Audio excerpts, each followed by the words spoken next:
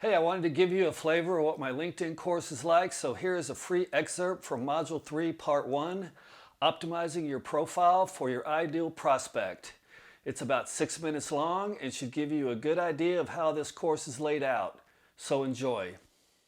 Okay, now we're going to go to Module 3, Optimizing Your Profile, and you optimize your profile in two ways. One, for your ideal prospect, and two, for search.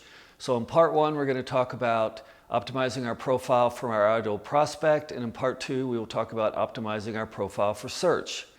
Part 1, Ideal Prospect-Based Optimization. Before we get started, you first need to understand that your LinkedIn profile is not your resume.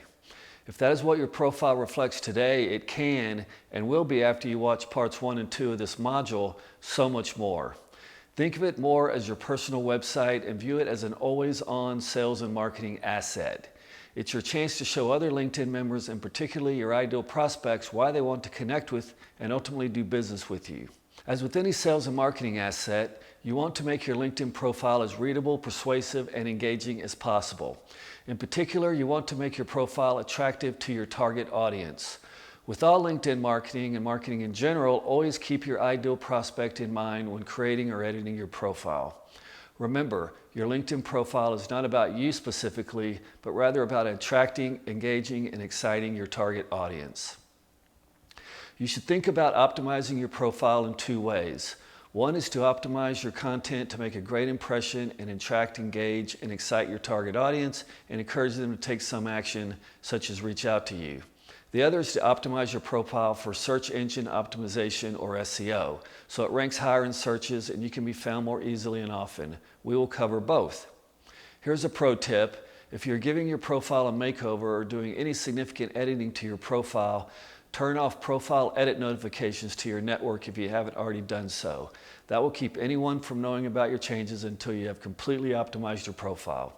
To turn off notifications, go into Settings and Privacy in the drop-down under the Me icon at the top of your home page, then go to the Privacy tab. Now scroll down to Sharing Profile Edits and change the option to No.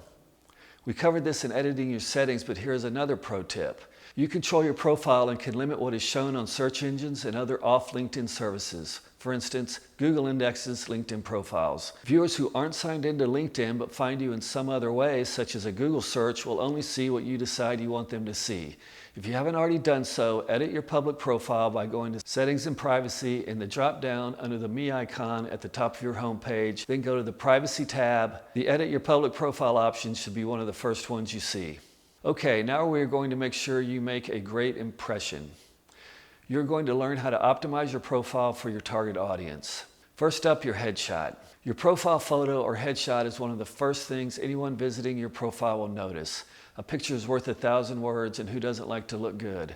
Use a professional headshot, or depending on your target market, an interesting headshot that reflects the tone and level of seriousness you want to convey. Make sure the photo shows your face and to the extent possible fills the frame, and definitely smile. Generally, you should stick with a solid background. If you don't go with a solid background, be sure to make it interesting. Above all, make sure your headshot is an accurate depiction of you and your personal brand. Also, as with everything on LinkedIn, check to see how your headshot renders on mobile. This will be a recurring theme. Next, your background image. LinkedIn allows you to use a background image on your profile. You should do it. Don't use a stock image, or if you do, modify or customize the image. Either way, your background image should be 100% unique. Use a photo you've taken reflecting an interest, your city of residence, or somewhere interesting you've traveled. Buy a unique image, modify a stock image, or use your company logo. If you have a photo of you with a major influencer or speaking at a conference, those can work well. If you have a particularly compelling customer quote, you can use that too. Whatever you use, make sure it reinforces the brand you're trying to build. LinkedIn's recommended resolution for your background image is 1584 by 396 pixels. Make sure you adhere to those standards. Now let's start at the top with your headline. Treat your headline like your 120-character elevator pitch. 120 characters, including spaces, is the standard LinkedIn limit for headlines. But here's an important pro tip. Even though LinkedIn Desktop limits your headline to 120 characters, including spaces, if you edit your headline on LinkedIn Mobile using an iOS device, you can get as many as 210 characters. Use them. This is iOS only. This won't work on Android. You've only got a few short seconds to grab your reader's attention, so make it count. Focus on your ideal prospect and let them know how you can make a difference for them.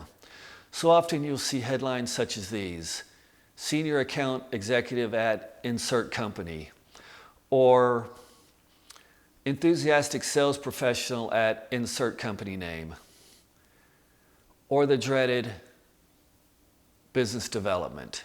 Don't just use your job title, business role, or your personal descriptor. In addition to falling well short of your allowed character limit, which is a missed opportunity in itself, it's boring and doesn't tell your target audience much about what you can really do for them. Do these headlines attract, engage, or excite? Hardly. They make you feel good, but they aren't doing much for your prospects. Focus less on yourself and more on how you can help your target audience. Show your prospect what's in it for them. You've got options here. One way is to follow the who, what, and how formula, which is who you are helping, what result you are delivering, and how you are doing it.